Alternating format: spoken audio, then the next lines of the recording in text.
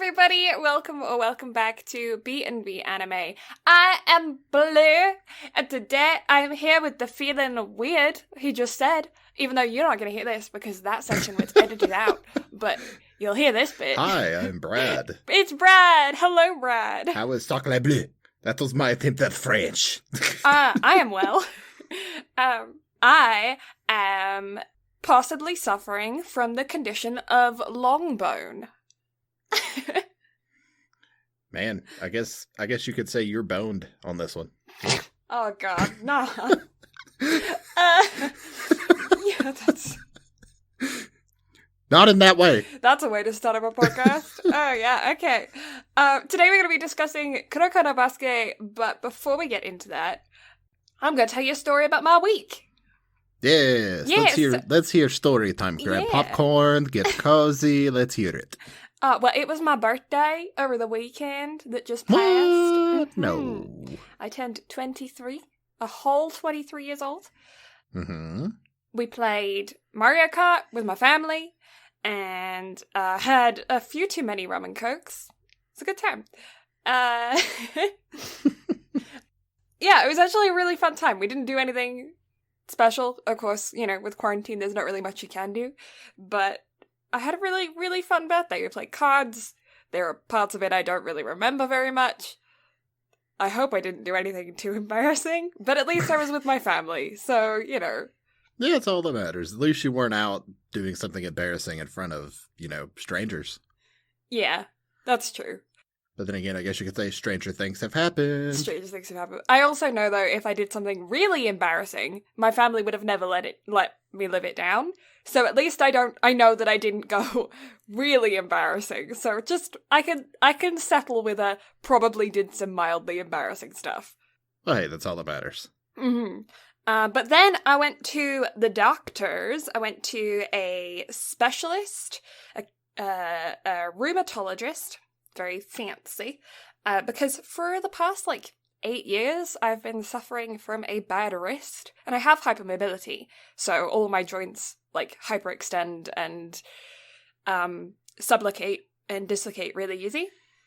And my wrist, specifically my right wrist, has been plaguing me for the past 8 years, and I've been to see a couple doctors for it. And nothing ever really came of it, get x-rays and they do different things and there was never any definitive, this is the thing that they think has happened. But I went to go see the specialist and he says that there's two possible things as to why it is still hurting after 8 years. And that is one, that my ulna, the outer bone of your two bones in your forearm, the one that sits on the outside, grew too long by a few millimeters, and because of that, it pushes against my wrist joint, it doesn't sit properly, all the bones don't sit nice, and just gives me a higher chance of injuring it, and then not healing properly because nothing ever sat well in the first place, you know what I mean? Mm-hmm. So the only solution to that is to shave the bone down. So if it's that, then that means surgery, which is kind of scary, but also a permanent solution. So that's good. But the other option is that the little piece of triangular cartilage in between my ulna and then the whatever little bone is above it got injured. And because it was never really injured, it was just mildly injured, I just kept using my wrist because I was well, it doesn't hurt that bad, so I can just keep using it. And then it never just healed.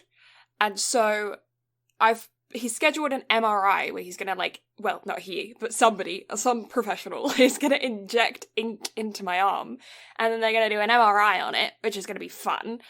And that'll tell them, hopefully, whether or not it is long bone syndrome or if I've damaged the cartilage. But because the wait time for getting a MRI is quite long, especially with all the COVID stuff that's happening, I am to baby my wrist for the next 2 months, wearing a brace whenever I do any kind of physical activity, not carrying anything heavy in my right hand, arm, side, and trying not to inflame my wrist at all and trying to go the longest period I can without hurting it or, like, feeling the pain that I normally feel. So, yeah, 2 months of braced, basically, on my end. Ganbatte! Ganbatte! Yeah, so that means that when I finally go snowboarding in snowboarding season, which has already started, but I will have to board with a wrist brace on. And I can't go skiing because skiing means I have to hold a ski pole, and that's off the table. So, just snowboarding this season. So, do I need to text you multiple times a day now and be like, hey, wear your brace? You wear your brace? Yeah, I was good yesterday. I wore my brace all day yesterday. And then my little finger, my pinky finger, started tingling. So I took it off for a bit because I figured I had it on funny, or I was, like, laying on it funny, and I'd cut off circulation. So I took it off for a bit, and I was like, I'll put it back on in a second. And then promptly fell asleep without it on. And then... Bad kami-sama. And then I went to physiotherapy this morning without it on, and I was telling them about what happened, because obviously this is my first appointment since going to the doctors, so I was telling my physiotherapist, my massage therapist and everything about my diagnosis, and they were going, so where's your brace then? And I was like, oh, forgot to wear it. Sorry. I have it on now, though. Yeah, I'm gonna have to text you and remind you, aren't I? Mm-hmm. Yeah, probably. But anyway, how was your week? It's been good. So I've been getting back into tennis, which I took 3 weeks off due to wedding shenanigans and healing your COVID. Feet. Well, yeah, healing my feet, COVID scare, and just me trying to heal in general from that whole situation because of my breathing difficulties. So I've played 4 times this week. That's about the most I've ever played tennis. That's a lot. Yeah, but Sunday we went out and I was dying. Like, I could not catch my breath at all. But I've slowly been building it back up together. You would be proud. Nice. Guess what I did before I played today? What? I stretched. Ooh, you're turning into, like, a legit athlete. No, I'm just trying not to be stupid. Good. Don't be stupid. I mean, I am stupid. I'm just trying to be less stupid. Have you tried new insoles in your shoes? I remember you were talking about insoles. So the insoles have definitely helped a little bit. But I'm still, of course, having issues, but rolling my feet at night on a frozen water bottle helps. That's good. So I'm doing everything I can. I'm still in pain, but it's manageable, at least. That's good. But that's about it. Work has consumed my life. Basketball anime has consumed my life. There's so many episodes of Kuroko no Basuke. Dear God.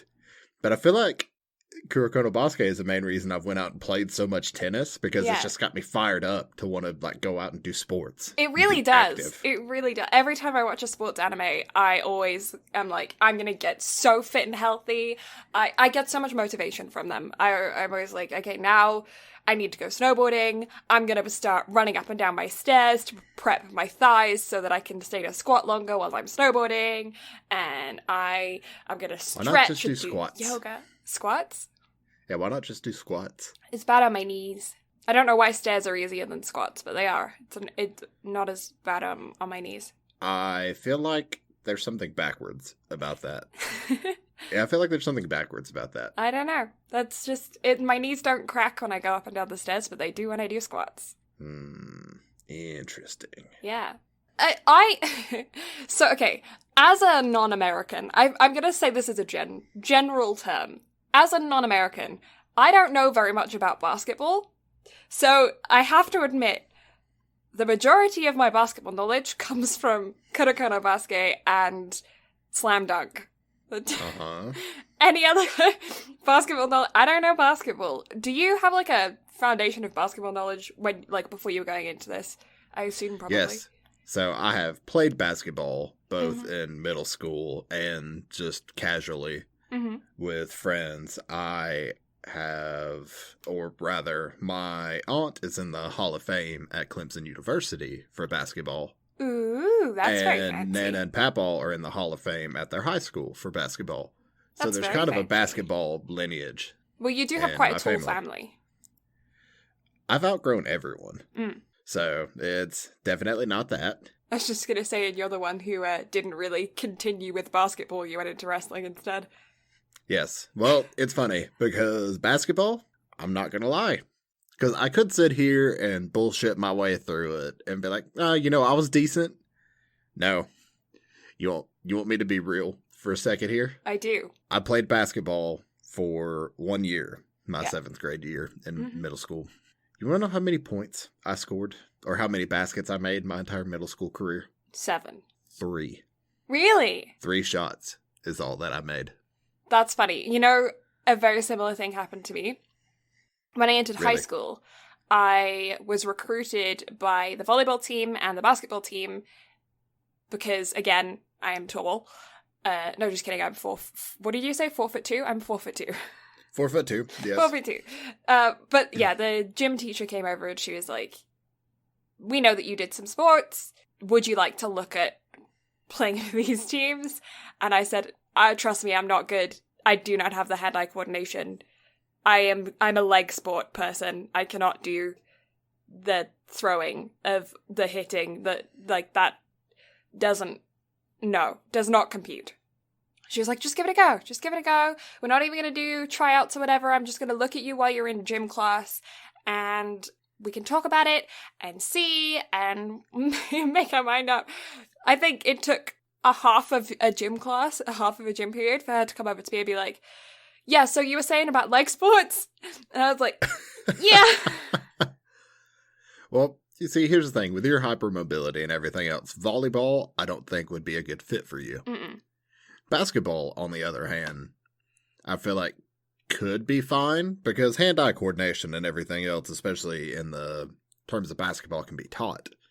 Because honestly, I'm a whole hell of a lot better basketball player now than I was in 7th grade, just playing casually because it's more fun. The only reason I played basketball in 7th grade is because my aunt was like, here's $100.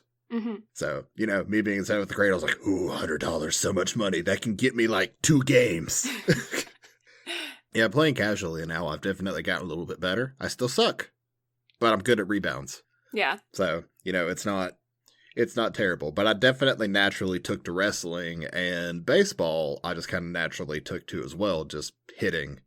As far as fielding goes, I think we've talked about this, I'm kind of fucking blind. Yeah, I can't throw anything except a tennis ball for my dog. Mate, just buy a racket. We have one of those chuck it things as well, but I normally just throw with my hand. Just get a racket. You can throw it so much further, and I guarantee you'll wear bean out a lot quicker. I have a bad wrist, though. You can do it left-handed. Yeah, sure. You see, you sit here and laugh. Look, let's get serious for a second. Okay. You are genuinely one of the most talented people that I know. Aw, that's sweet. You're brilliant. Yeah. Okay. You can figure out how to lob a tennis ball up in the air and hit it with your left hand. My left hand is so useless. It's so useless. Baka, listen to me. Trust me. No, seriously. Bad. I'm not good with my arms in general, and then using my non-dominant hand, it's not a good situation. No, not good. I will stick to my leg sports. I will run and jump and snowboard, I'm good with those. Now, you see, what's going to happen is whenever we inevitably play tennis, I'm going to make you play left-handed. Oh, God. I'll just be edged then. I will even play left-handed. Because why not? Why not make it fun? If I'm going to make you usually use your useless hand, I will also use mine. Oh, God.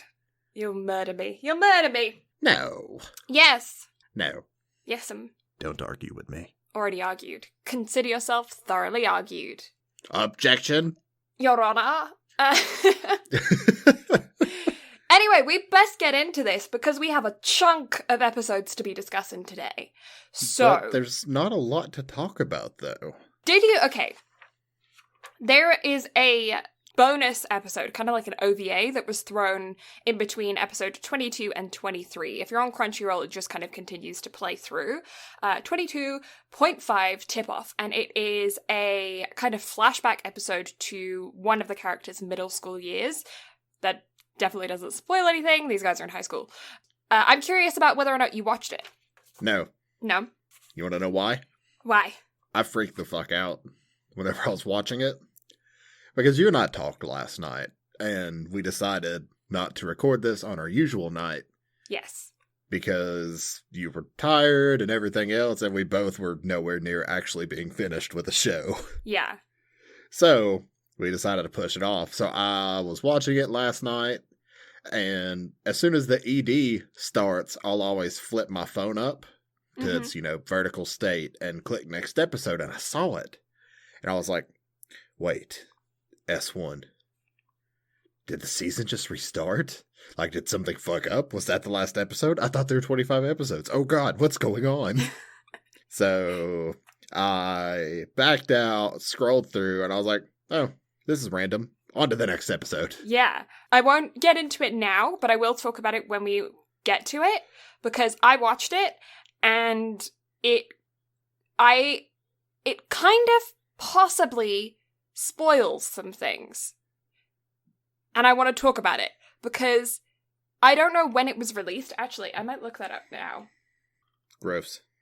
Okay, so 22.5 was released after. Quite a bit after. But Crunchyroll slotted it in between, and it spoils. But the OVA was actually released much later, and so therefore doesn't spoil.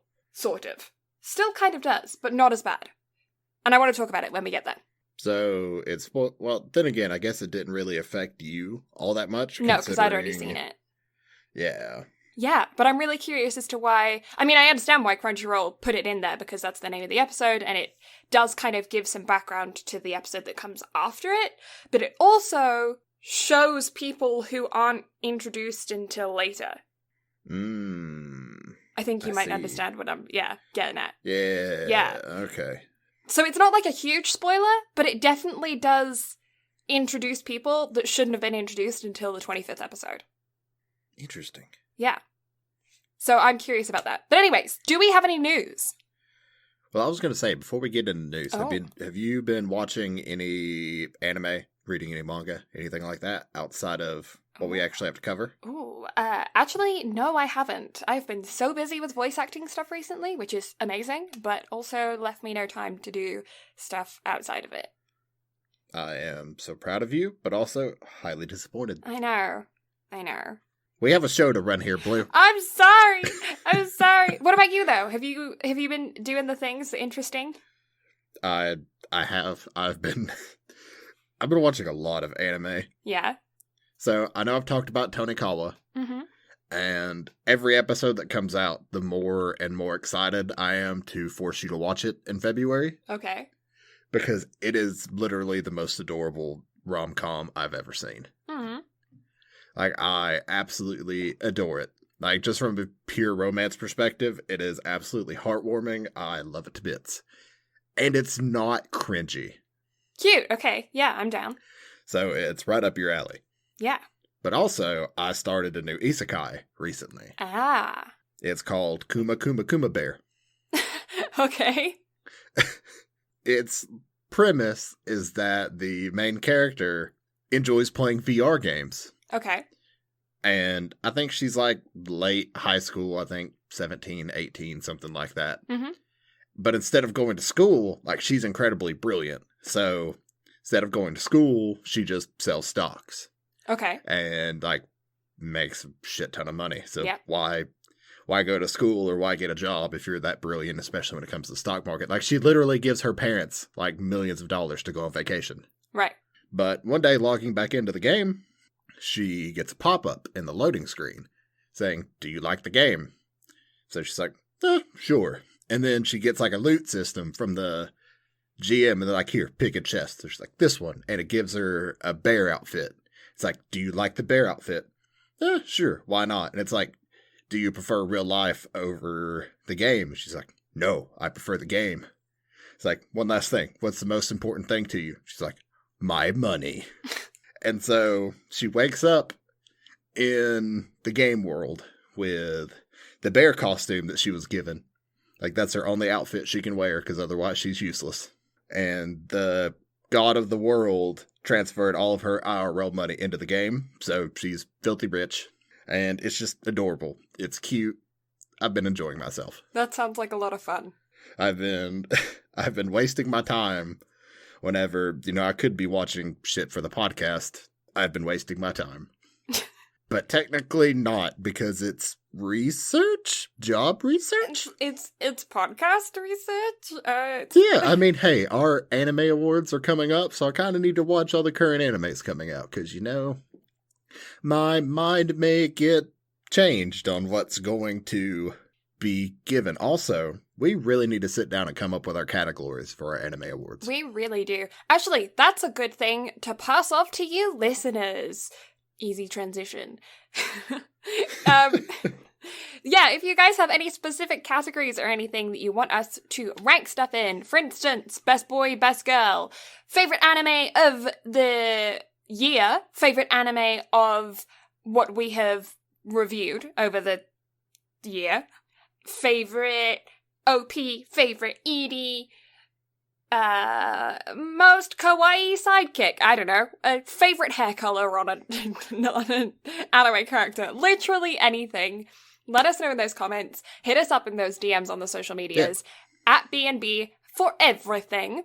And let us know what you want us to categorize things in. And also, put down your favorites. We'll actually probably release the list of all of the categories, and then you guys can input your favorites in the comments or whatever on the actual episode when we go and review everything. We'll type it up in a comment on the YouTube, in the YouTube comments in the section, and you guys can respond to it, copy paste it, put your answers down, and that kind of thing. I'm gonna write that down before I forget. Yeah, sticky note that.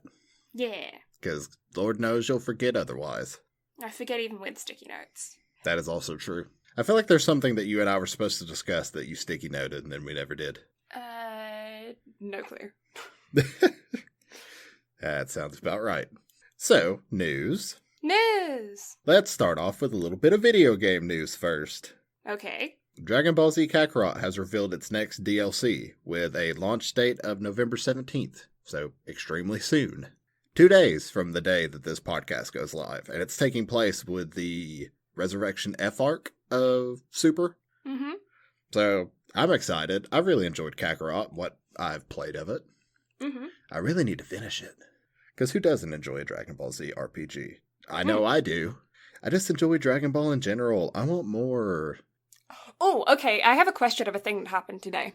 Okay. My massage therapist was asking about her nephew playing Five Nights at Freddy's. Mm-hmm. Her nephew is 5 years old. Oh, God. My question on this, though, is because of the way that the game was marketed after the release, I think, of probably the third game, with stuffed bears and blankets and socks and, kid stuff.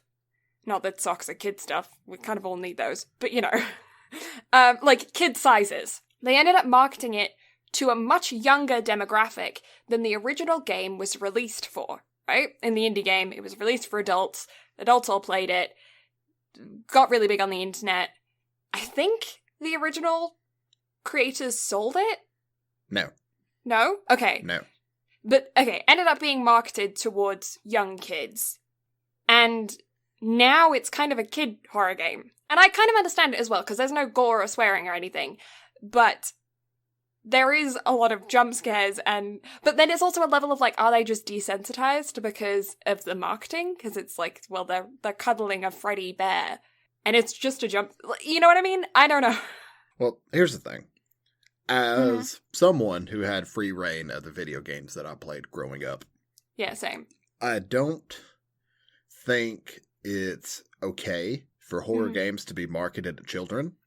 No, okay. Because I feel like playing horror games, especially at a young age, could have some, long-lasting psychological effects. Okay. I mean, I feel like I turned out fine, but I feel like my sensitivity to night terrors and whatnot could potentially have been increased due to that. Okay. Because I feel like I have them more frequently than most people. Right. And I think you and I are kind of on the same page about that as well. Yeah, I don't know if video games would have had a direct impact on my night terrors, because I believe I had night terrors before I played, like, Diablo. But But I feel like that's at least my case. Yeah, it was also very different when we were young, though, because so much more of the video game stuff required our imagination, whereas now video games are so all-encompassing, even indie games, that so much more of your imagination isn't needed because it's provided. Because, like, back when we were kids, it was triangle-boobed Lara Croft, you know? And now it's not. Well, I mean, still to this day, one of my favorite horror games is The Witch's House, which is a pixelated, like, RPG Maker horror game. And yet, it's still scary to some extent. Even by today's standards, I feel like the horror games have only gotten worse and more scary as time has gone along. Take Visage, for example. It is still the worst horror game I've ever played. Like, nothing to this day has made me legitimately yelp like that game has. Right. So, okay, follow-up question. Do you think that it's on the company that produces the game to not market it, to not produce things that could be marketed towards children? For instance, the Freddy Fazbear. Thank you. I knew that was wrong and I couldn't get it right in my head. The Freddy Fazbear teddies. Do you think that they should not make those because they can be so easily put into, like, a children's section of a toy store? Or do you think it's solely on the parents to make sure that they're monitoring everything their children consume, including merchandise of video games? Or do you think that there's, like, a balance between companies not producing things for children that shouldn't be, or, like, even things that could be used towards children, like blankets or teddy bears or you know, other things that could be put into a children's section even though they're not necessarily made for children? Or, and, yeah, what do you think is the balance between? I feel like there needs to be some sort of balance mixed in there. Ultimately, at the end of the day, it is solely on the parents. However, from a company's perspective, they are there to make money. That's kind of their job. So, although I don't agree with it, ultimately that is their end goal. So if there is a market there, with you having done marketing, I'm sure you understand. Yeah. That if there is an audience for it, make it happen. It makes business sense. Yeah. Whether or not I agree with it, that's a totally different thing. However, I feel like the rise of Five Nights at Freddy's and other stuff being marketed towards kids, a lot of that had to do with the YouTube community. Agreed. Which I feel like YouTube is trying to do a good job of age restricting, like separating itself and age restricting and everything else. Mm-hmm. Are there ways around it? Sure. But I feel like it's trying to do its part and like trying to separate everything little by little. Mm-hmm. I get it, but there does need to be some sort of balance here across the board. Mm-hmm. But like I said, ultimately it is on the parents at the end of the day because they have the ability to keep track of what their kids watch. They have the ability, or they are the sole like proprietors of what the kids obtain, whether it be merchandise or, you know, shirts, shoes, stuffed animals, blankets, all that sort of stuff. Now, Christmas gifts and everything, that's kind of a little bit of a different story. But they can still make suggestions to those around them that are going to be seeing them and getting them gifts. Mm-hmm. So there's a lot that can be done. Mm-hmm. But maybe my views on it are flawed. Yeah, well, I'm just curious because, you know, I'm the youngest in my family and all of my cousins that have, you know, had babies, my extended family, are on the other side of the world. So I have nobody around me that is younger than me, you know? Mm-hmm. So when I talk about things as to what you should do for children and stuff, I have a very large level of disconnect. I don't get children. I mean, my only experience with children as someone who wasn't a child was when I was babysitting as a teenager, you know? Mm-hmm. And even then, a lot of people consider a teenager still a child. So, oh yeah, I have zero adult experience with children. I don't think I've ever held a baby in my entire life. So there is like this huge level of disconnect with me when it comes to this kind of stuff. And I have to admit, if I was in the marketing like board meeting for Five Nights at Freddy's, one of the first things that would have come to mind would have been to make, you know, Chica and Freddy and all those stuffed animals, because they are animatronic creatures. You know, it would be one of the first things that came to my mind. So I understand completely why they did it from a marketing perspective. And it also makes me curious as to whether or not it's people in like Toys R Us that are unaware of what they're selling. So they sell like, you know, they have the Freddy bears and they put it in the kids section as opposed to the teen kids section because they see it as a stuffed bear and they just put it there without realizing what it's associated with. You see, if I remember correctly, looking at my times whenever I would go to Books A Million, because at first it was niche stores like Books A Million and Barnes & Nobles that carried the Five Nights at Freddy's stuffed animals. Or and like stuff like video that. game stores. Yeah. So the marketing on it was very much like the load-up screen for Five Nights at Freddy's. Like, you could look at it and tell, not for kids. Yeah. But as time has gone on, I haven't seen how the logos and marketing and stuff around it has changed. I know the games are still not meant for kids at all. Yeah. Because as an avid YouTube watcher and a player of horror games myself, definitely not. However, I haven't seen how the merchandise and everything else around it has changed to kind of suit it. But at first, it didn't necessarily seem like it was meant for kids. Like, you can look at the tag that has the price and everything else on it and be like, maybe not. Yeah. But that's just kind of my take on it. Yeah, I just wonder if it's people going, oh, you know, it's just kind of spooky. It's just a little bit Halloween-y, as opposed to, no, it's designed for a horror game. You know what I mean? I'd say ignorance probably does play a big part of that. But then again, I don't know. Like, it's a really odd point of contention, at least for me. Because I see kind of where I'm at and everything that I've done growing up. And I'm like, I probably shouldn't have been allowed to do that. Would I take any of it back? Hard fucking no. Right. But would I do it differently whenever I had my own kids? I don't know. Yeah. Like, that's the thing. There's part of me that's like, nah, I probably shouldn't. But I was able to do it, and I don't think it's, like, truly negatively impacted me completely. Like I said, I do think that could potentially have given rise to me having more night terrors, because I know growing up, I had a shit ton of them. Just because of playing Alone in the Dark and whatnot, and Resident Evil and all that shit growing up. But is that truly the reason for it? I don't know. I didn't study brain science. So somebody somewhere may be able to correct me on this, but ultimately, at the end of the day, I don't know. Yeah. See, my night terrors I really don't think were triggered or enhanced by video games. I didn't play that many scary video games, and if I did, it was my brother playing, and I was sitting on the arm of the chair watching him play. I remember telling him when his mana would get too low and be like, you need a mana potion! Because I always used to sit on that side of the chair, so, like, the health I couldn't see as well as I could see the mana. I'd always tell him that, I remember. So you know what's funny on that point? So I was always the person that would play the games, and my cousins and everyone else around me would watch me play. Like, I don't know what it was about me playing that they just enjoyed.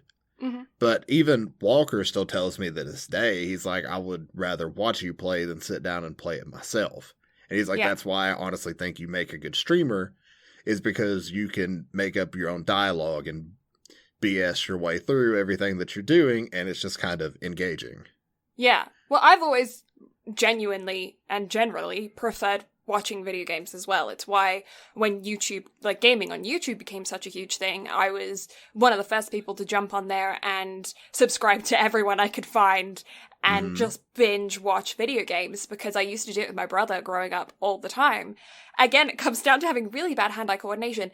In general, I'm not very good at playing video games. It takes me a while to learn to play them, and I don't have this natural kind of affinity to playing video games. I really enjoy playing them, but I'm not one of these people that can sit down with a brand new game and be good at it right off the bat. I have to learn. Mm-hmm. And I feel like I'm a pretty fast learner, but I do take that learning time, whereas a lot of other people I know they've had video game experience in the past, so they sit down and start a new game and they don't have to, like, remember controls, really. You know, they kind of do a couple of times and they get it in their head, whereas I'm one of these people that needs a while to build up that learning experience to be able to play video games well.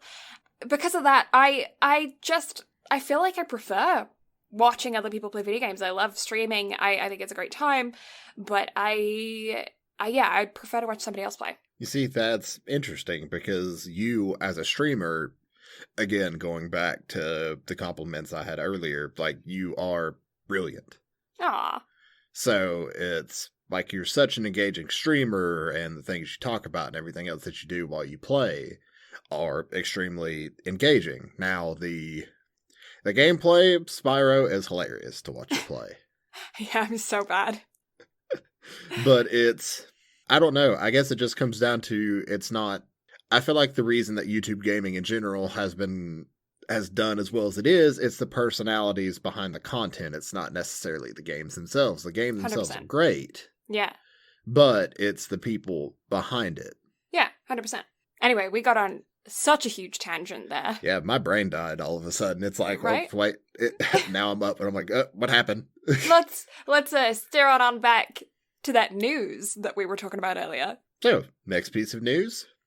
I'm extremely excited for this one, but also mildly concerned. Okay. So, do you remember a couple weeks ago whenever I talked about Sword Art Online Progressive being announced? Yes, you did. Well, the first piece of it has officially been revealed to be a film that's going to be opening in theaters in Japan in 2021. Okay. Now, along with that reveal, we also got new key visuals and also a trailer. Okay. Now, I meant to send you the trailer, but you weren't going to watch it anyway, so, True. You know. But but I sat down and watched it, and I've been having a conversation about it with one of my really good friends, because she is a big SAO person, and I am as well, and we're also big into the progressive manga and light novels, so we were talking about it. So for those who are unaware, SAO Progressive is the telling of the original Aincrad arc, but instead of it being, starting in floor 1, boss battle, and then skipping to like floors 23, 50, 51, 74, and then ultimately 75, it's a floor-by-floor retelling of the SAO story. So you actually see relationships with characters develop and how all the characters came to be. Well, the progressive novels are still told mainly from Kirito's perspective. Like, he is the main character of Sword Art Online. Yeah. The film looks like it's told from Asuna's perspective. Okay. Interesting. Which is interesting. I have absolutely no issues with this whatsoever. Okay. Like, Asuna is still one of my favorite female anime characters of all time. Mm-hmm. But it goes against everything that SAO Progressive is. So right. I don't know if the film is, like, what part it's going to play, but it seems like it's all just a telling of the first floor, everything that happened from Asuna's perspective. So I don't know how they'll transition from that into the show, if the show will just pick up on the second floor. Like, I don't know. Mm-hmm. But I'm both excited, but also, like I said, I don't even know if concerned is the right word. It's just, as someone who loves the manga and loves the light novels, it just strikes me as odd that they would go in this direction with it. Mm-hmm. Because if you're familiar with the anime, you'll know the second half of SAO2 is like Asuna's story. That's mainly her character building and everything else. Mm-hmm. So it's odd that they would choose a film to kind of go through that retelling, from what it seems. Yeah. So, I don't know. We'll see, I guess. We'll just see. We will definitely see. I look forward to seeing it whenever it does eventually release here in the States. Yeah.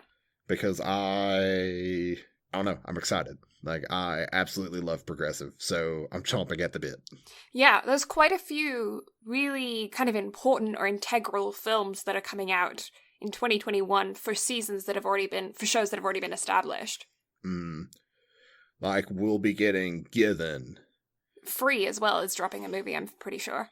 Yeah, Free, SAO Progressive. And then, for our final piece of news, guess what's back in the news again? What? Guess. Is it, is it Demon Slayer? What? No. No? Ah, shoot. Demon Slayer has officially topped all of the Harry Potter films, Howl's Moving Castle, and has officially become the number 5 all-time grossing film in Japan. Ooh. It has officially sold over 15 million tickets for over 20.4 billion yen. That's insane. So it's chilling right below Your Name and Frozen. That's insane. And it's only been in theaters like 3 or 4 weeks. Yeah. That is unreal. Yeah. I just have no words. I'm so excited. I'm so giddy. I need it to be here, like, yesterday. Get here. I need to watch it. It's just... I have to avoid everything Demon Slayer related like the plague. Yeah. And I'm even avoiding reading the manga because I just want to go see it. Yeah. Because the visuals in that show were so stunning. Like, I just want to rewatch the first season again. Well, why don't you? I'm watching so much other stuff. I got so much to do and so little time. So much to do, so much to say. And plus, if you keep me watching 24-episode animes like this one, I'm really gonna run out of time. Oh, okay. But... I'm giving you a hard time. I enjoyed the hell out of this. Good, I'm glad. Kuroko no Basuke it was one of the first sports animes I think I watched in general. I freaking love it. I think it's great. You know what? Okay, you know what I learned about it? I was on the Wikipedia doing a search on Kuroko no Basuke so I could get the episode list. And when I'm looking on the Wikipedia page, I see a tab that I have never seen before when I'm searching up animes. Which is? Controversies. Ooh. So I click on it because obviously I'm curious.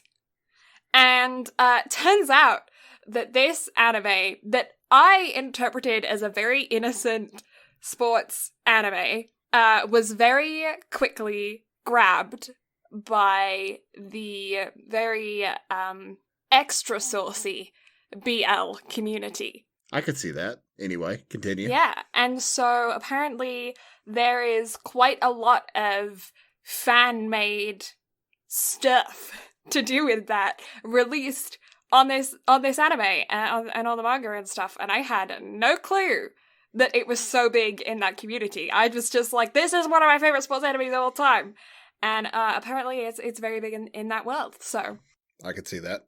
Yeah, I can see it now. At the time, I didn't. See, I could just see that in general.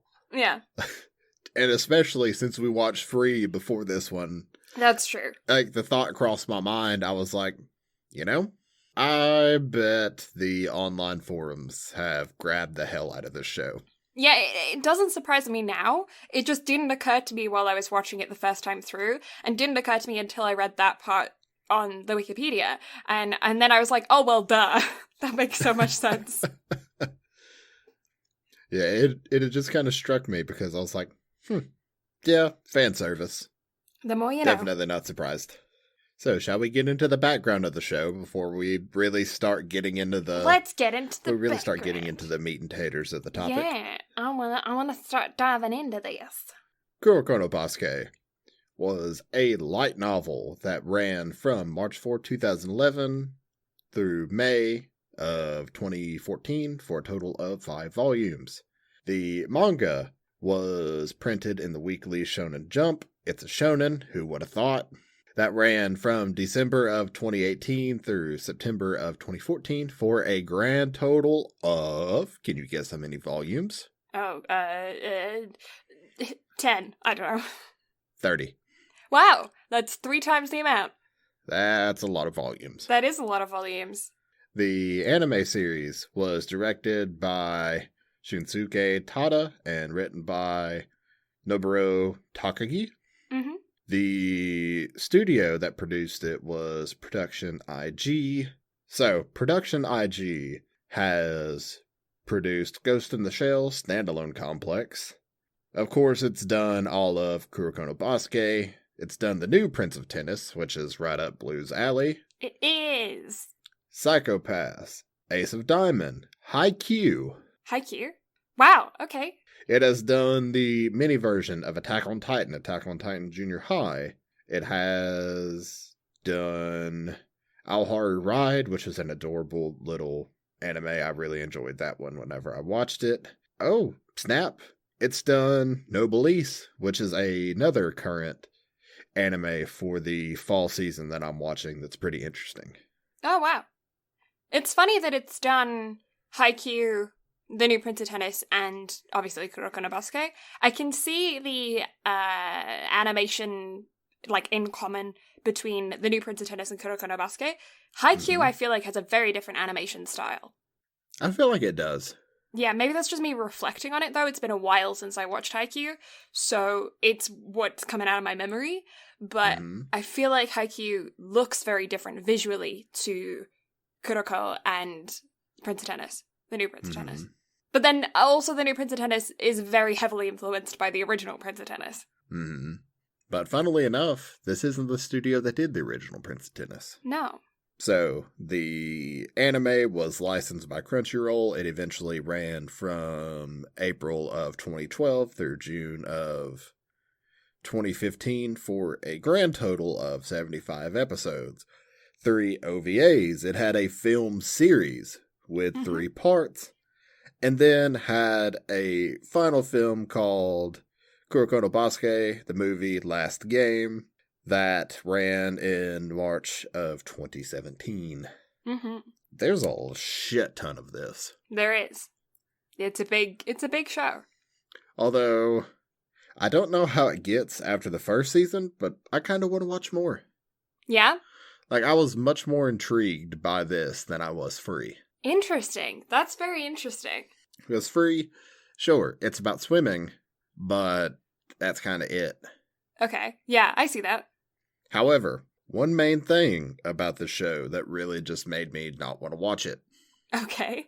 Because I'm gonna go ahead and give some of my thoughts before we get into it, mainly because we normally sit down and talk about the animation and OPs and EDs beforehand, or after. We have no fucking statue of how we do this. So for the first 3 or 4 episodes, I kind of hated it. Okay, why? I just didn't like it. I couldn't get into it. Okay. I don't know if it was just how I got burned with Dive. And then I started watching this because it was initially supposed to be backlogged because you were supposed to be elsewhere right now. Yeah, I was supposed to be in Japan, but, Corona. Yeah, bullshit happens. Anyway, so, and this was supposed to be the first one that we backlogged, so I had already started it, and then I didn't go back and watch the first 2 or 3 episodes before I got back into it. I just remembered not liking them. So, and the main reason I didn't like it, for one, the OP and ED sucked. Yeah. Could not get into it. Also, do I even want to talk about the animation style? Okay. And it's not even the animation style. The animation style is fine. Okay. And in fact, for sports anime, it's pretty damn good. Okay. But the shading. Oh, okay, the lines. Oh, I hate it. I hate it so much. Yeah. Like, it makes me irrationally angry. I don't know why the fuck they do that. It's kind of shaded. I suppose it's probably...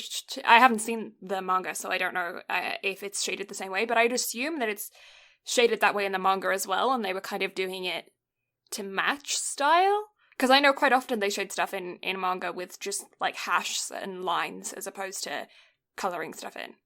But here's the thing. They actually shaded it. And then they put the lines over it, too. Yeah. Why? And not only that, but the lined areas don't even cover the whole shaded section. It's just some of them.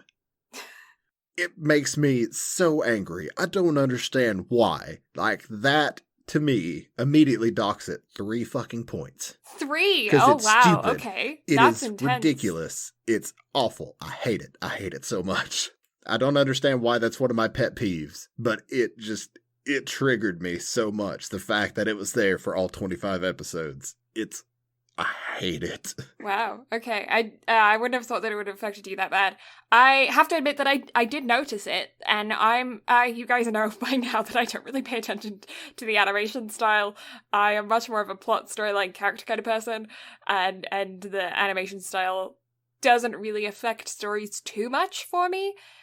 But I did notice the shading, so that actually probably goes to tell you something there, that it actually is a conscious thought in my brain that I knew what Brad was talking about when he mentioned it, because it had appeared in my brain as well. So it is pretty obvious. Also, you know what else is bad? What? The OP and ED changed halfway through. They did. You know who didn't notice? You? Me. Because I skipped it. Yeah. And I didn't realize until like episode 24, because I was scrolling through on my iPad. Mm-hmm. And so I just forgot to skip through it, and then I heard the OP start on my phone, and I was like, the fuck is this? The fuck is this? And then I look over, and I was like, oh, new OP. I hate it even more than the first one. Yeah. Yeah, I have to admit, the music throughout the anime, not just in the OP and ED, but also backing, is very much of its time. It does definitely date the anime. I skipped them as well. I can't say that I hated them, because I didn't pay attention to them. They just kind of dissolved into the background and became a non-thing for me. If I had listened to them every single time, I probably would have actively hated them. One thing I will say I hated, that they replay the beginning intro bit every single episode. Mate, you just literally start at 3 minutes and 15 seconds into the episode, and you're fine. Yeah. So much of the beginning, like the episodes are about 24 minutes long. Honestly, 5 minutes of that is just review, because they have a section where they review what happened to the previous episode. But not only that, before the OP starts, they have this little scripted bit where they talk about, where they basically have, like, you know when you start anime and they have like a narrator doing an introduction to something? That stays. It's not just on the first episode. It's on every single episode for 25 episodes. And it's really annoying. It's really annoying. Yeah. But I also get that if you were watching this on TV and it was an after-school show and you came home from school and you turned on the TV and it's Kuroko no Basuke, I understand why that would be necessary. I just don't think that it should... I think they should have cut that for putting it on Crunchy, you know? Have it on the first one and then cut it for all the rest. I don't think it's necessary to have... Maybe put it on the DVD or something, so if you want the original version, then you can have it. But I think it was probably fine for the TV release. I don't think it was necessary to have it online, because most people online don't watch just one episode in a sitting. Yeah. I wholeheartedly agree. That was kind of stupid. Or, maybe do it like every 4 or 5 episodes. Like, I probably would have been a little bit more forgiving over that. Yeah, once something really big happens, do it on an episode where there's like a big, result of a game, or, pinnacle of a story. Yeah, or anytime you introduce like one of the new Big 5 or whatever. Like anything like that, like that's fine. Mm-hmm. Just to kind of remind you of who these generations of Miracle kids are. But that's kind of it. It wastes time. Mm-hmm. Now, considering it's the same graphic over and over again, maybe they were doing it just to fill airtime. Yeah, I have a feeling that it was something to do with the TV release as to why they had it that way. I just don't think it's necessary to have it on Crunchy like that. Uh-huh. I agree. Fuck. You awake? No. Hiya. So much tennis. So it's funny you say that, because we were talking about yesterday about naps? Yeah. It's either yesterday or the day before. I can't remember. Yesterday. Anyway, but did I take a nap yesterday? Did I tell you I took a nap yesterday? You took a nap yesterday. So I took a nap yesterday. And so a friend of mine had messaged me, and I think I woke up at, I want to say like 7:30, 8 o'clock. Mm-hmm. And I woke up because this friend had messaged me. And so I just, half asleep, I look at the message, and I don't even give a shit what she said. I was just like, Ohio. It's 7:30 at night. It's dark. It gets dark here at 5 p.m. Yeah. Just my response is, Ohio. Ohio. Then I was like, oh god, anime brain. Yeah. Yeah, I get that. Okay, is that all the background? Yes. Okay, overview time before we chuck on those spoiler chicken hats.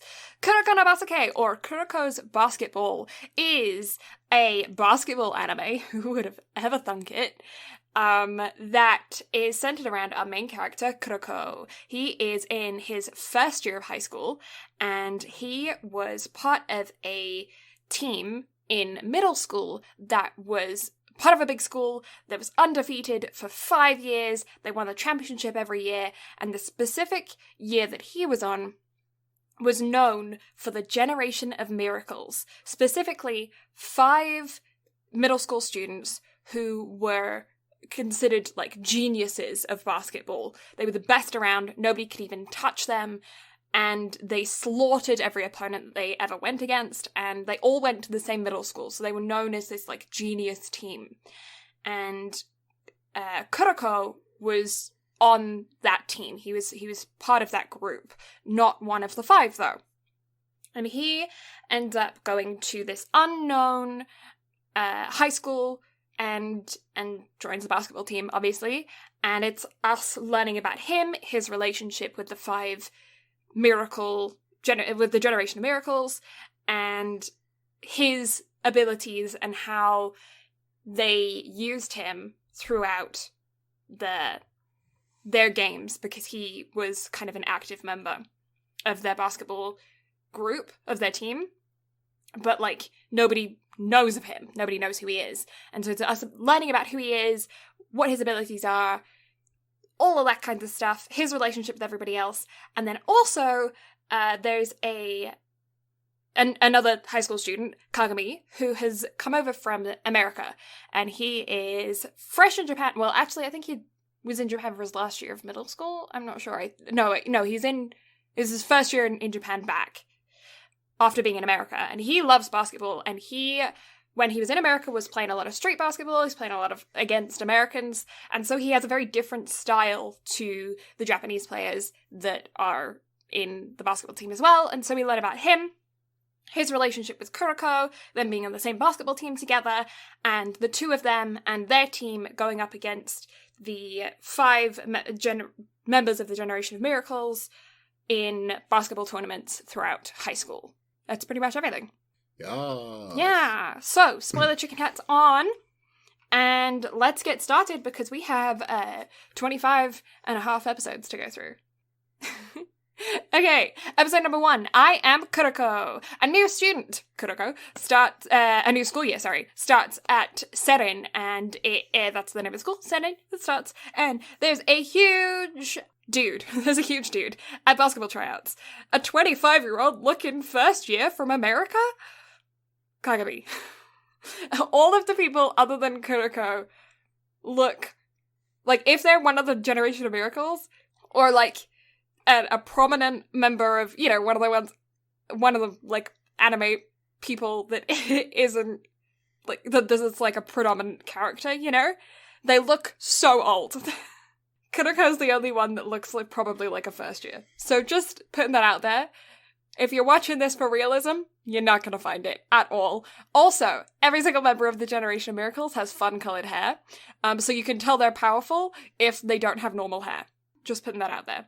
What? No. It's so stereotypical. Like, you think of the stereotypes of anime, Kuroko no Basuke probably fits, like, the vast majority of them. It's basically like you can pinpoint who's powerful based on their hair color. Absolutely. Anime is the perfect time to play Where's Waldo? But for can you spot the main character? Oh yeah. Mm-hmm. And this is super, super extreme on that measure. And anyway, so this new student comes from America. Kagami. Everyone's like, oh my god, he's huge. Oh, and Kuroko's there too. Just because he is. That's kind of Kuroko. Oh, and Kuroko's also here. Kuroko is the secret sixth phantom member of the Generation of Miracles, the Shadow, and they end up playing a game against their senpai. And nearly lose, but they don't, and thus create a bond. Kuroko promises to make Kagami the best player in Japan, even though right now he would be absolutely slaughtered by the Generation of Miracle members, who are all separated into different high schools. So basically, Kuroko has no presence. Nobody knows who he is. He poofs, disappears, doesn't exist. He's just one of those people that is a shadow. He's not like he just has no presence. He scares people all the time because he just walks up behind them. People just don't notice that he's there. And so he uses that and a combination of, what is it? What do they call it? Where you have the sleight of hand to distract from the ball. So he's, able to slip away from people that are defending him super easy because of his lack of presence, and then with some sleight of hand he can misdirect and change the direction of the ball, and his only skill is passing the ball. He can't shoot, he can't run, he's really small, he's, all these things that would negate him normally in a basketball game. He uses to his advantage so that he can pass the balls to the other members of his team without ever being noticed. And so it looks like these balls just, change angle in the air because he's using misdirection and sleight of hand and stuff to shape where the ball goes. I think that's probably the best way to describe it. I don't know. Works for me. Yeah, sure. Episode 2, I'm serious. Their coach, who is a high school second year, and she's also got magical powers, like Kuroko, who can disappear. She has eyeballs that give her people's muscles as stats. Yeah? I mean, it's just your stereotypical RPG appraisal skill. Just on muscles. And the way they explain that is that her dad is a sports physiotherapist, trainer, kind of dude up there in the sport world. And she grew up in the gym watching all of these professional athletes going to her dad to learn stuff. And so she was always looking at these really high-class athletes and is now able to assess their physical condition by seeing each muscle as a number, which is, magic. This is why I'm like, this isn't serious. Some sports animes you can take pretty seriously. Kuroko no Basuke you cannot take seriously, but it's a lot of fun. And I did learn about basketball from it, kind of. But did you, though? I learned that there's quarters. I didn't know that basketball is played in 10-minute quarters. That's new. Only in high school. Is it? Yep. Okay. You're welcome. Cool. Now I don't know anything about basketball anymore. No, you know about high school basketball. Okay, great. You're welcome. I'm just gonna stick to football and hockey, yeah? You mean soccer and hockey? Only North America calls it soccer.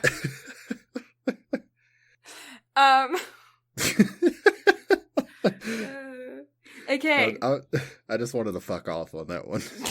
Yeah, fuck off. I'm getting, do you get annoyed when I call it American football? No. No? Okay. Because, since I took Spanish, I was literally taught football and then American football. Okay. And so, honestly, at this point, even I call soccer football. It's natural for me at this point. Football. Yeah. Okay, yeah, but their coach sets up a practice match with a top-ranked school. Kaijo. Kaijo? I know. Kaijo. No, because the I's after. So it's I thought it was K-A-I-J-O. Did I just spell it wrong? I probably just spelled it wrong. If it's Kaijo, I just spelled it wrong. That wouldn't surprise me. Anyway. I set up a practice match with Kaijo.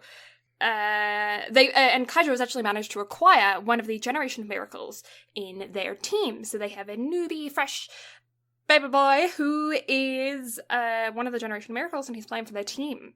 The newest to basketball, Ryota Kisei, and he comes to Kuroko's school to recruit Kuroko after playing Kagami, and after playing Kagami, they realize just how strong he is. But Kuroko refuses his offer to go to Kaijo and promises to help Kagami in beating the generation. It's not all about winning for him anymore. Ooh. So interesting. I can understand how you weren't into these first few episodes. It's kind of a slow start. Plus the animation. Yeah. But it is kind of a slow start. It's the animation that pissed me off to begin with. Mm-hmm.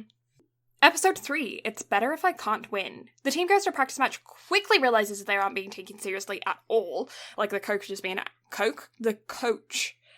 an asshole. They're playing on a half court. They're not playing, like, Kisei isn't even playing in the match because they don't think they even need him in the match, in the game. Can you tell him football in the brain? And he's not even playing in the game. And Kisei's really upset about this because he wants to play against Kuroko. Yeah, but the coach isn't taking it seriously. They're playing on a half court. So Kagami's like, well, I'm going to show you, boy. And goes and dunks the basketball and breaks the hoop. And they're like, well, the bolts were rusty, but he still shouldn't have been able to do that. And so then they have to use the full court because the half court's broken. And when they use the full court, Kisei is actually playing as well. The team does well, but the pace is so fast that they really start lagging behind. And they have to time out, and in a timeout, Kuroko reveals that Kisei's ability is basically copying. He's a copycat. What he sees, he can do. And that soon the effectiveness of his misdirection will wear off as they get used to his presence on the court. Kisei ends up telling Kagami that he can't possibly beat them, but it only fuels Kagami's spirit, because he's one of these people that's like, oh, you tell me I can't do it? Well, now I'm gonna do it to spite you. You know? Yes. Yes. Basically, he's really stubborn. Episode 4, Take Care of the Counterattack. I don't know why I did that. Take care of the counterattack. Pikachu. I was about to say, are we about to summon Pikachu? Pikachu, where are you? I don't know why I went into that. Critical. That'd be like me just suddenly bursting into Arnold for no reason. You do, though. No, I don't. Yeah, you do. Stop acting like I do. You were saying? Anyway, Kuroko's abilities are the only ones that Kisei, are one of the only ones that Kisei cannot copy because Kisei has such a large presence on the court due to the fact that he's like a model and a big personality and stuff. He can't slip into the background enough to be able to use a misdirection technique effectively. So Kuroko's like got one of the only skills that he just can't copy. And as the game progresses, Kuroko and Kagami's teamwork improves. The game is still pretty much even, though. Kisei accidentally cuts Kuroko, and Kuroko becomes lightheaded, having to lie down. Oh no, Kuroko! The second years and Kagami manage to hold down the fort and keep their lead from getting too big, especially with the captain's nothing but net shooting ability. It's not quite, but he's really good at being able to shoot under pressure. They kind of explain that later on. But they can't win at this pace, and soon the coach puts Kuroko back in. His abilities are back to full power due to him being out of the game for a while. So because he was out of the game, everyone kind of got when he was in the game, everyone was kind of getting used to his presence. So they started paying more attention to him because they knew that that's what was happening. So they started looking for him. But then when he was put out of the game, their focus went elsewhere, and then when he was put back in again, it was kind of like a reset button on his lack of presence, if that makes sense. Well, yes. Yes. And soon the score is back to a tie. Kisei, even after claiming a certain victory, gets stumped by Kuroko's alley-oop buzzer beater strategy. And they win. Yeah. No. What? No. The main character's winning their first game to establish that they have abilities? Never. Must establish dominance. I'm going to pee on you. Although, honestly, I would have preferred them to lose here. To Kisei? Yeah, because later on, it makes you question what happened in this game. Mm-hmm. Yeah. To say the least. Because I just... Mm-hmm. It's just odd. Mm-hmm. We'll get there. Episode 5, Your Basketball. Kisei struggles with his first ever loss, but his team are there to support him because they're brothers in arms and they can do it together. The power of friendship is bullshit. Honestly. But it turns out that one of the best shooters, but the best shooter of the Miracles, Mirima, was watching the game, and he was... and he'll be playing Seren, Kuroko's school, in the prelims of the next tournament, of the coming tournament. And they eat some steak. Kuroko and Kisei talk about Kuroko and Kisei talk. Kisei says that he thinks that Kagami will become aloof, like the 5 when he sharpens his talent. So basically, all of the Miracles, they are reliant on themselves during a game. They don't do team play. They play for themselves. They don't care about, other people helping them win. They're very selfish in their play style. And that's specifically what Kuroko didn't like playing with them. He wanted a team environment. That's what he wanted out of the game. And he ended up really hating basketball when he was playing with them, so much so that he walked out right after the championship of their middle school game, right after they won. He just walked out because he was not into it. He wanted more from the game and ended up really hating basketball in general because of the way that these Miracles played and their selfishness. And Kisei is basically saying to Kuroko here that Kagami is on a fast track to becoming one of them in that sense. He's got the same level of talent. It's just right now really raw compared to the other 5 who have established talents. And he's saying that when Kagami ends up developing his talent properly, he's going to end up becoming like the other 5 in the same way, and he's going to abandon his team and going to go for a much more selfish style of play, and Kuroko is going to be left behind again. Same as he was previously, which is rude, but also, I understand, but still rude. #rude. #rude. Yeah, and Kagami actually ends up interrupting this conversation with Kisei to kick some ass with some street ball, and Kisei ends up acknowledging Kagami's abilities. And, Kagami and Kuroko have a bonding moment. So cute. Such bond. What is bonding? James. That was really stupid. I can appreciate it, though. Episode 6! Let me tell you about a thing or two. The team trains like crazy as the prelims begin. Oh yeah, and there's the Japanese lunch rush in this moment. If you've seen it, you'll know. Their first opponent houses a foreign scouted player called Papa, who they call Oji-san, right? Oji-san? Ota-san. Ota-san. They just call him Dad. Oji-san is granddad, right? Or old man. Yeah, Ota-san. So. But they call him Dad, but his name's Papa. Whose talent is that he's huge. He's really big. And obviously in high school that helps. But he's 2 meters tall. I don't know what that equates to in feet. I feel like it's... Let me double check. I'm 176 centimeters at 5'9.5". I'm 194. Ooh. So he's short person. So he's what, 6'6"? He's 6 foot 6.74 inches. So 6 foot if we 7. put that in centimeters, it's 200 centimeters. It's 2 meters. No. It should be. No. 2 meters is 200 centimeters. No. What?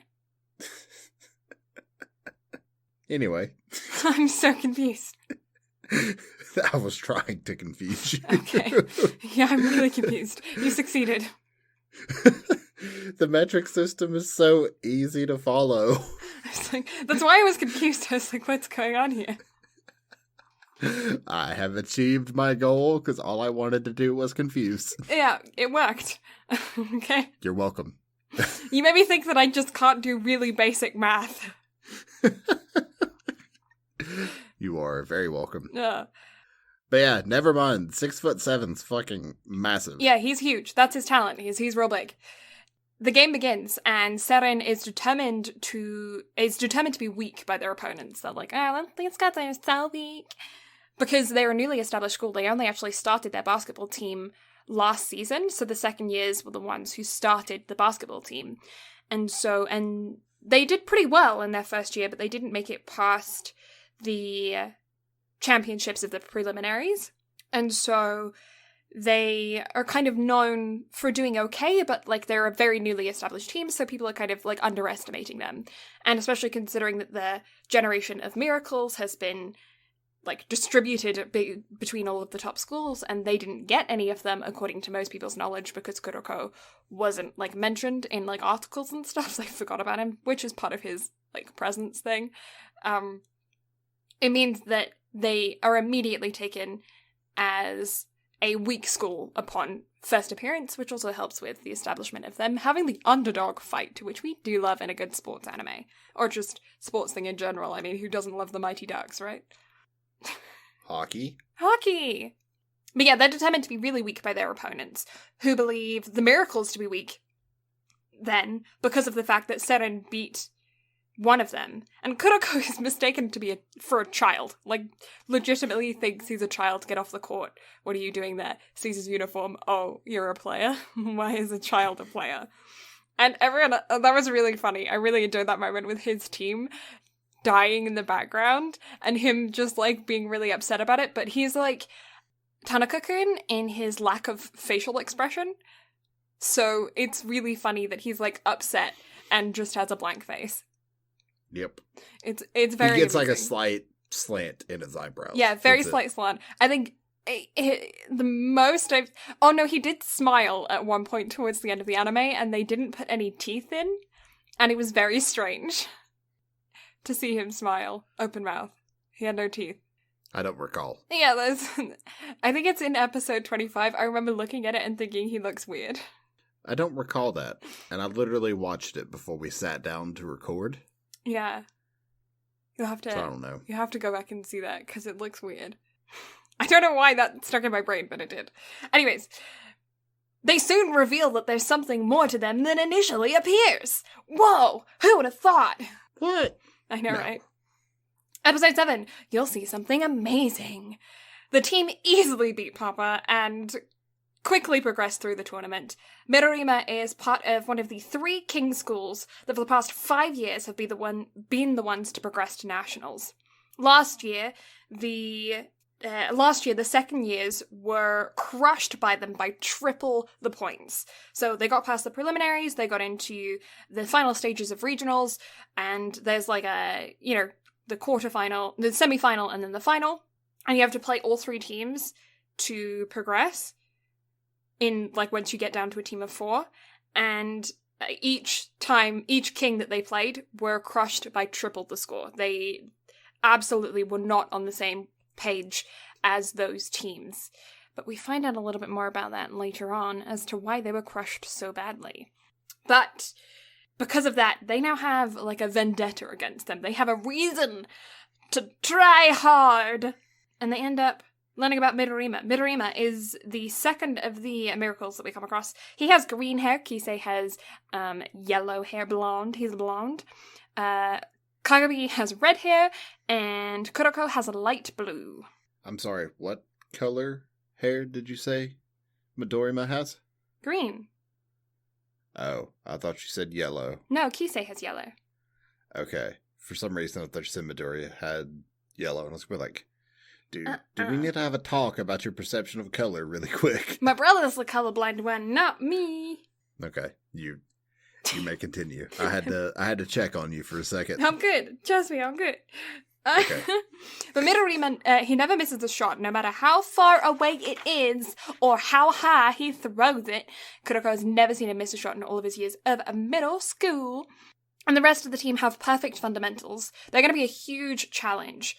As the team are gearing up for their second game of the day, they realize that they will not only be playing them in the finals, but also one of the other 3 king schools right before. So they're going to be playing 2 king schools on the same day, one right after the other, and Midorima is going to be in the second game that they play of the day, which is going to be really tough on them because, you know, 1 game in a day is exhausting, let alone 2 games against 2 of the king schools. Intense. Episode 8. Now that I think about it. The team is studying for the semifinals, but their opponent is formidable. They have incredible defense. The game begins and the boys just cannot score. one of the first years had actually managed to hold off Kisei back in middle school with his unusual defense, and now our boys are playing against them. They're using a martial arts technique to block all of Seren's passes. Kuroko wants to win this game to put to rest the crushing defeat his senpais experienced last year. Kagami manages to push through and score their first basket of the game. So this is kind of where in the anime that we start seeing games progress to more than one episode per game.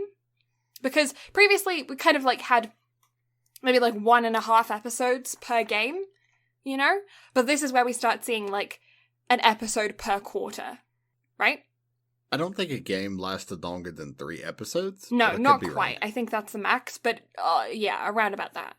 Yeah, it was around this time that I started to kind of lose my patience. Yeah. Like, I get why they want to make it as long as possible, but then I also started to think, if I can't get through this, how am I gonna sit through Haikyuu? Haikyuu is so entertaining, though. I feel like Haikyuu is really entertaining. And it's a later season that gets drug out more. But one tournament, an entire season. Yeah. But there's, like, other stuff thrown in there. It's good, though. It's good. It's good. I enjoy Haikyuu. One episode, he hits the ball. Next episode, the ball is returned. Honestly, though, that's kind of true. Namek will explode in 5 minutes. 50 minutes later, 4.5 minutes remain. Yeah. But that's kind of all sports animes, though. Like, I mean, what else is going to happen when they play in a tournament? Anyways. Episode 9, to win! The game progresses, but things aren't looking too hot. Kagami has 3 fouls. He's fouling out big time. And Kuroko steps up. What am I going on about? Huh? Who am I? I don't even know. Kuroko steps up a notch, and the duo get going, but Kagami gets a 4th foul. Like, they are fouling out big time. He is foully. Could call him a chicken, there's so much foul. Get it? It's a bird joke. No? You know, I would say that your pun was excellent, but then I would be lying. Ah, really? I thought it was a cracking joke. You know, you're gonna have to make better jokes. I'm pretty sure I can shell out a couple more. Not if I beat you to it. I'm just winging these, you know? I feel like I've got a real talent for this.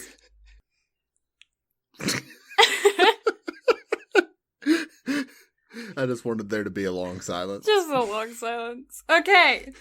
Did I talk about... Yeah, okay. They bench the duo because of the fact that Kagami's on his 4th foul and Kuroko's been playing for a while. And the fact that they need to preserve their energy for later on, for the final. For the second game that they're playing. And so it's down to the second years to get their revenge. The captain is their emotional support, but the true eyes of the court is Izuki-kun, who has the ability to picture the court from a bird's eye perspective at any time. So again, another one of our supernatural powers. Things are looking up as they only are 6 points behind with 5 minutes left in the game when Cat Senpai crashes trying to get an almost out of bounds ball and is effectively out of the game. He's too injured. Kuroko steps in to finish Kagami's grudge match. Episode 10. I can't have that. I don't know why I went southern for that. I can't have that. I am so upset. So upset? What, you can't be having that? How dare you make fun of me? How dare you make fun of me? Who in the ding-dong damn hell do you think you are? What do you gosh darn think you're doing? Now, dadgummit, bless your heart. Oh, bless your cotton socks. I like how the accent just twitches on socks. I can't say socks American. Socks. Socks. Socks. I can't do it. It's socks. It's such a hard O. Socks. Socks. I'm speaking American. I'm just going to put my socks on.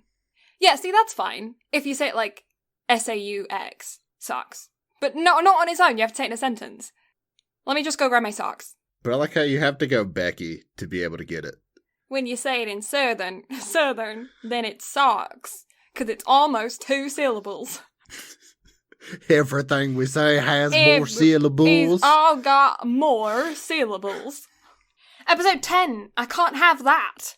The fight is tough, but Serin, I don't know why I said it like that, but I did. Let's go with it. Has put in so much work studying their opponents. It took them some getting used to, but they're able to adjust to their habits. Basically, because of the ancient martial arts practice that they've put into their basketball play, they like point their toe in a specific direction before they take a step. So they're able to like skip a step. So it means that they're quicker in, like, their movement is more fluid and they're able to like accelerate faster. But it's also a tell, because if our guys are like watching their feet, then they're able to tell which direction that they're going to go in before they move because of the direction of which their foot points, right? So it's a blessing and a curse, but it actually took the guys some getting used to get into it before they were able to initially like get going, because obviously you don't study people's feet on a regular basis, or at least I don't. Tacos. Okay, sure, tacos. Not the answer you were looking for. Nope. I had a burrito for lunch today. Just putting that out there. I did. It was really good. I had Jesus chicken for lunch today. You had it was what? Delicious. Chick-fil-A. Oh. What did you... I'm so confused. Jesus chicken. Why? 'Tis the Lord's chicken. Right. Don't even have to say a blessing before you eat it, because it's already blessed. Sure. Never Not had sponsored it by Chick-fil-A, but damn it, I would love it if we were.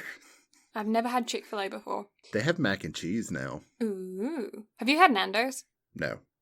I don't even think there's Nando's in the States. There is. I'm sure there's Nando's in the States. Probably in like LA and New York and places that are more like international. In LA. Yeah, there's a Nando's here in Alberta.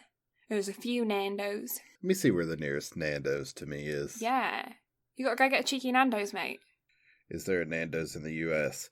Nando's opened its first location in 2008 in Washington, D.C. As of 2019, Nando's has 42 restaurants in the U.S. Dear God, why? What? The areas that they have them is so weird. Yeah. There are 12 in Illinois, 6 in D.C., 14 in Maryland, and 10 in Virginia. Why are they all up north? Canada. Baka. They filtered down from Canada. Oh no, they're migrating south for the winter. We do, we have snowbirds. You'll find a lot of Canadians in Arizona during the winter months. How dare you send the penguins down here? They're actually known as snowbirds. And I think Arizona natives swap, like they come up here for the summer because the summers are much cooler than Arizona summers. So if they overheat during the summer, so they're at a constant like California temperature because it's never too hot and never too cold, because there's Arizona for the winter, Canada for the summer. So they're always at like a even 30 degrees Celsius. Penguin. Where did I get to? Oh yeah, their passing skills. Yeah, it took them some time getting used to their feet thing, but Kuroko is aiding them with his passing skills, and they manage to scrape a win. They rest after a short celebration for a bit, but Kuroko is noticed when he goes to the bathroom. He doesn't spook somebody. Ooh, what does that mean? The final begins, and it's going to be a tough win for our boys. After a 3-pointer from Mirima, Kuroko counters with an across-court to Kagami immediately after. This is going to be an interesting game. That shot was so cool. Yes. That was really cool. I was not expecting it at all. I was intrigued. Yeah. But then again, it was this episode or this game where everything kind of started to fall apart for me. Oh. It was like, too supernatural. I told you it wasn't realistic. I know, but you didn't say how bad it was. Hey, I did. I said it was Prince of Tennis level bad. How much Prince of Tennis do you think I've actually seen? You said you'd watched some. I've seen 3 episodes. Yeah, anyways, episode 11, that's not it. The game continues, but they quickly discover that their opposition has the same eagle eye ability as Izuki, but just kidding, it's not just Izuki's eagle eye ability, it's better, because that's, the way that opponents work. And so he's effectively able to shut down Kuroko because he knows where he is on the court the entire time, because he can see the court from a bird's eye view, despite the fact that he is not currently a bird. Yeah. Anyway, so he knows everybody else's position on the court. The first quarter ends, and Shutoku are leaving the game to Mirima because of his insane across-court 3-pointers. He can throw them from, anywhere on the court and gets them in nothing but net every single time without fail.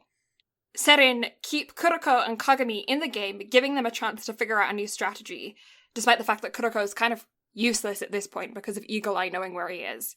And when he's useless, Kuroko is worse than just a regular basketball player because of the fact that he doesn't have any kind of general skill. His only skill is his lack of presence and passing ability. Kagami laughs at the sheer ability of his opponent. He's glowing red, and when they start glowing, the things are getting intense.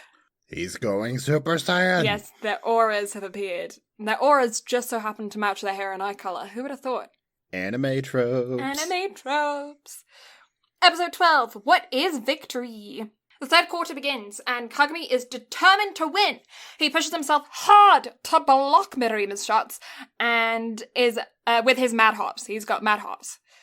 Kuroko watches from the bench as he closes the gap between the scoreboard, but furthers the gap between himself and his teammates, relying on only himself to win. And you're starting to see these hints of things that Kisei was talking about beforehand, where he's going to end up becoming really selfish. Soon, though, through his exertion of the first game, in addition to the intense jumping that he's been doing, catches up to him, and his lack of teamwork gives Shutoku an advantage. The gap widens again, and Kuroko ends up punching Kagami, who returns the favor and punches him back. But then, after you've punched each other, then you can be friends, because violence is the answer to things, instead of just talking things out. No, that is kind of a guy thing, though. Sure. You beat the shit out of each other, you get it out, and then it's fine. Sure. I don't agree with it, but for some reason, that's just kind of it. I don't know why. Don't get me wrong. But it is just a guy thing. It's weird. Well, I've never had masculine levels of testosterone pumping through me veins, so I can't speak of it from a guy's perspective, but it seems kind of stupid to me. Oh no, I agree. As a guy, I think it's dumb. Why fight? But I've seen countless, I don't know, I've seen it happen countless times. Like I said, don't agree with it. It's just, for some reason, how guys operate. Well, I'll leave your opinion on that to you, because, I not be one of those. But anyway, Kuroko promises that he's going to step it up a notch, and he has an idea. Episode 13! I believed in you! Kuroko uses punch! It was super effective! Not like punching him in the face, like punching the basketball. So basically, Kuroko up until this point has just been using misdirection on the ball. So he has just been slightly tapping the ball or shifting the ball in its direction to change the direction of the pass, obviously. It's being thrown, he's just tapping it, and it's changing the course of the ball to be passed to a different person than was initially expected or who it was initially thrown to, right? Yes. But in this case, he's not just tapping the ball or shifting the ball, he's pushing the ball with the heel of his hand to increase the trajectory at the same time as changing direction. Velocity. Trajectory is direction. Increasing the velocity while changing the trajectory. Physics. Big words. Me don't understand. What? It's been a while since I've been out of school. I'm sorry. But in doing so, previously, when he was in middle school, only the Miracles could actually catch these balls because he's increasing the velocity so fast that it makes it very difficult for people to catch them, especially if they're just catching them with, like, the tips of your fingers, or you're, like, mid-jump while you're catching them. It makes it pretty difficult for you to get a solid hand on these. So he hasn't used this with the team previously, because it's not a reliable pass, as not everyone can catch it, and it could end up leading a breakaway for the other team, right? Yes. But he starts using it to give it to Kagami, because Kagami has ability to catch them. And Kagami jumps to block Midorima's first shot, but he can only jump once more. His legs are shot, he's only got 2 jumps in his tank, so he jumps 1 to kind of bluff his way through the game, to be like, yeah, I got more hops, even though everyone's like, you shouldn't be able to jump anymore, your legs are shot. He's like, well, watch me, and jumps, blocks Midorima's shot. And they end up managing to be able to pull up their score to make it to just being 2 points behind. But in doing so, Kagami has to dunk using his last jump, because he dunks it, this is his last jump, and that's it. He's got no more jumps in his tank, his legs are shot. The captain is able to make a 3-pointer with only a couple seconds on the clock left, but Midorima gets the ball, and he'll shoot a 3-pointer from across the court. But Kagami finds one more jump in his tank, and Midorima faked him out, because he was like, I knew that you had an extra jump in there, I believed in you, hence the title of the episode, that you would be able to find one jump past your ability to jump, and goes to jump late. But sneaky Kuroko predicted this and knocks it from his hands from below before he's able to jump. The buzzer goes, and Zeren wins the tournament! A third miracle happened to be interested in the game, though. Mine. And we get introduced to him. Dark Blue. Mine. Yeah, okay. Dun dun dun. Dun dun dun. So, with the end of these guys winning the tournament and progressing onto nationals, we are gonna wrap up this episode here and do a part 2 of Kuroko no Basuke as a midweek episode, an extra special super bonus episode midweek. So that's super duper uber exciting, if you ask me, because you guys get an extra bonus episode. And also, we are trying to keep our episode length down. That is one thing that we have heard from you guys that we are listening to, that sometimes our episodes are too long and it makes you not want to listen. And so, yeah, we're going to try and keep our episodes down as much as we can. It may mean that when we start doing these 24, 25 episode length series, episodes, seasons, whatever, we'll split them up into 2 sections and maybe drop a midweek, or maybe do them over 2 weeks. Yeah. Yeah. Well, what did you think of the first half of the anime up until this point? This is kind of where stuff started to kind of pick up for me. Mm-hmm. So I was kind of getting more invested. I still wasn't 100% sold on it. I was still like, okay, but also, it was late. Yeah. Because you and I talked about it. We waited till the last minute to start binging it. Yeah. We can't do that with 24-episode shows, man. No, we really did not do good. And especially, because my doctor's appointment was on Tuesday, and normally that's when I'm like, okay, need to kick this into high gear and watch this anime. And my appointment was a couple hours away, because it was in the city. Then I was there for much longer than I thought I was going to be, because they were electrocuting me to check my nerves. And when I got back, it was like 6 p.m. Yeah, that kind of just takes the whole day. Uh-huh. And then you were playing so much tennis this week. We really did a long one on a bad week, huh? Yeah, my body is broken. My back hurts. I'm tired. We picked a great time to try to do something long. Mm-hmm. But we dictate our schedule here. We do. I really, really like Kuroko no Basuke. I think it's one of those animes that I'm going to revisit time and time again, because it's just a load of fun. And because I like all the characters, and I know the storyline now because I watched it many moons ago, I can just kind of, watch random bits and pick things up from all over the place, you know? And it's a really good time. I enjoy it. It's one of those ones, like Prince of Tennis, that I just watch randomly at random times. And it's a great background anime for me, because again, there's so many episodes, and you could just chuck it on Crunchy and it automatically plays the next episode for you.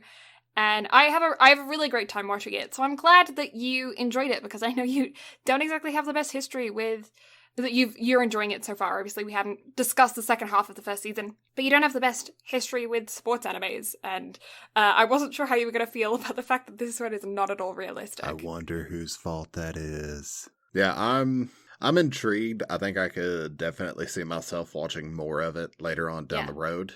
Mm-hmm. In fact, I mean, I would totally be up for covering season 2 at some point. Yeah, the Winter Cup. Yeah, because I'm intrigued from where it left off to actually see how the Winter Cup is going to go and how it's going to play out. Yeah. But also knowing there's one more season after the fact too makes me that much more intrigued. Yeah. So, I'm excited. I'm excited to sit down and talk to you about the rest of the first season as well. Yeah, I agree. I am super excited for that as well. Although, sad day for you, because that means you had to spend another extra episode sitting down and talking to me, you poor soul. No, I love talking to you. It's a great time. You don't have to lie to me. It's okay. I'm not lying. I tell truth. Also, I think there is one thing that we haven't really talked about throughout this anime so far, is that there is an underlying level of humor throughout this anime.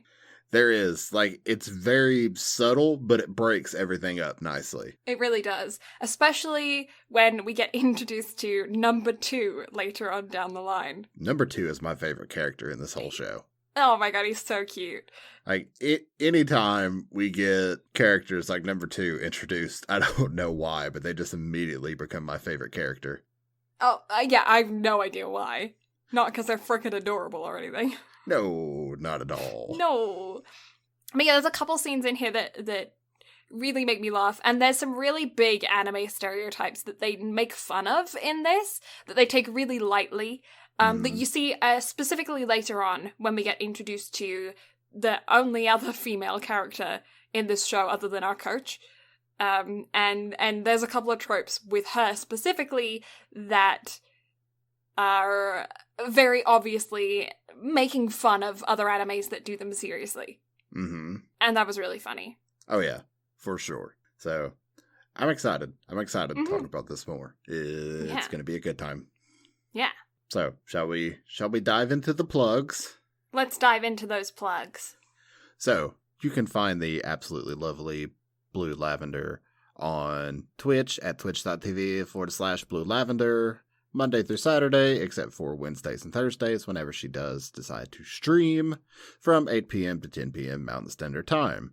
Yeah, still on a break right now. Still on break? Still on break. Well, you kind of have a lot going on. I do have a lot going on. I have so many voice acting contracts coming through, which is super exciting, but it obviously does take up time. And then, obviously, the physiotherapy stuff. And, other editing stuff. All of this stuff. So much going on. Yeah, you take on too much. I do, but it's so much fun. It is so much fun. But still, don't kill yourself. Take a break. I'll try not to. I will take a break. Since you're not streaming, you need to hydrate. I need to water myself. Yes. So I will grow. Yes. But you can also find Blue on Instagram and Twitter. At Blue Lavender STM, and she also runs an adorable Instagram for her dog Tilly at the Best Tilly Bean. If you like Brad and you want to see more of him or hear more of him, you can find him on Twitch at Brad Carter Gaming. You can also find him on Instagram at Brad Carter Gaming as well. He also runs our Instagram and Twitter and Facebook for our podcast, the thing that we do that you are listening to currently. If you are hearing this, I hate to inform you, but you are in fact listening to a podcast. And yeah, no, right? Shock. And he does all those, the horror, which is at BnB Anime on all of the socials, including a YouTube channel where we have all of our archived episodes where you can find some fancy thumbnails, listen to us talk about stuff, and write us up in those comments, answering our questions that we ask throughout our podcast episodes, and interacting with us, letting us know that our thoughts and opinions are crap, because, to be honest, they probably are, and what your thoughts and opinions are, because none of us are professionals here, and we're just having a good time, and we want to know what you guys think as well. We also have a handy-dandy-handy website where you can see see more of us, you can find out more about us, read our About Us section, put a face to the name, have a look at a picture of us if you want to, see about all the projects that we have been involved in with voice acting, art stuff, all the other stuffs as well, some friends of the podcast, and the entire archive of all of our episodes. So if you really want to, you can go back and listen to our really embarrassing first episode and listen to the hopeful progress that we have made since then. Hopefully we're a little bit more charismatic, a little bit more better at editing, and a little bit more, doing the goods with the podcasts. But yeah, let us know what you think of Kuroko no Basuke. Let us know what you think of sports animes in general. Let us know all of the stuffs. How you been? Are you in lockdown currently? Talk to us. We want to hear ya. Yes. Also, we are working on our schedule for 2021 at present. So if you have other sports anime you would like us to cover, if you want to hear us cover more of Kuroko no Basuke, or other sports animes that we've talked about, Prince of Tennis, Diamond No Ace, Haikyuu, although I think we are working on getting at least the first season of Haikyuu scheduled in somewhere. Second half of this episode coming out on Wednesday. So if you are listening to this, and you should be listening to this on the day. Guys, you should be listening to this on the day it releases on Sunday. If you're not, what are you doing with yourselves? I'm just kidding. We normally release it pretty late on a Sunday. So if you're listening to it on a Monday or a Tuesday or a Wednesday even, then be aware that the next episode, the second half of this, is going to be coming out on Wednesday as well. So got excited for that. And you can hear our final opinions, thoughts, the rest of the season, our overall review of the stuffs, even though you know kind of where we're going with it. But yeah, all that's coming out on Wednesday. So get hyped, guys! Hype! Hype! Much hype. Such wow. Much Such amazement. wow. So, thank you all so much for listening. Blue and I greatly appreciate it. Part 2 of Kuroko no Basuke is coming on Wednesday, and then after that, you will be able to enjoy rugby with All Out as Sports Month rolls on. All of that will continue throughout the rest of November, and then begins the wrap-up for the year. Yes. But thank you all so much for listening, and we'll catch y'all next time. Bye-bye! Bye!